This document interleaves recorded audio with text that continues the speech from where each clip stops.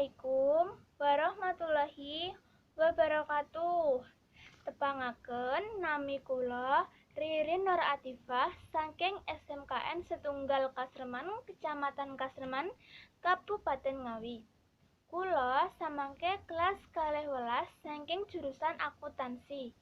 Dipun mriki kula purun nyriyosi babagan unek-unek kula kala sinau wekdal wonten pandemi corona utawi sinau antawis tebih.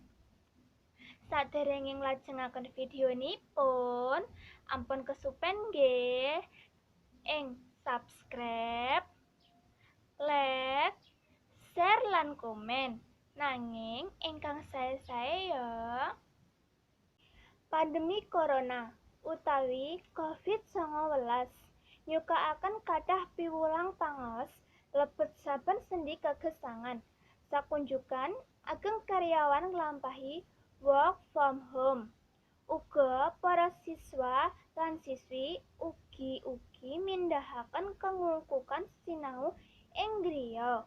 Secara online punika sedaya salampah kalian upaya pemerintah lebet mengurangi dampak penyebaran virus corona.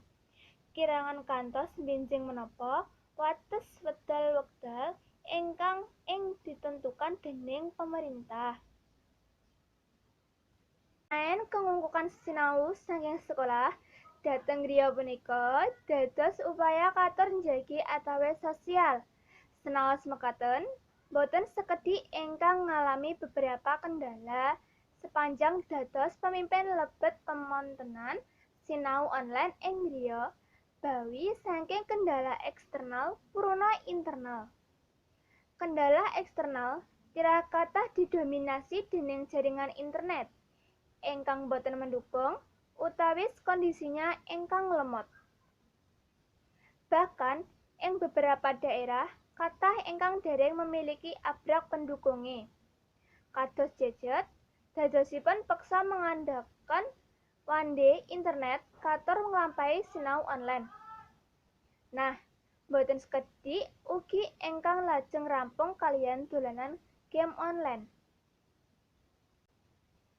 Kendala internal ugi boten kawuh kathah bawi saking para tiyang sepuh ingkang ngaken karekaosan amargi boten memiliki penguasaan materi-materi piwulang. Sekolah dumateng lare kurang disiplin.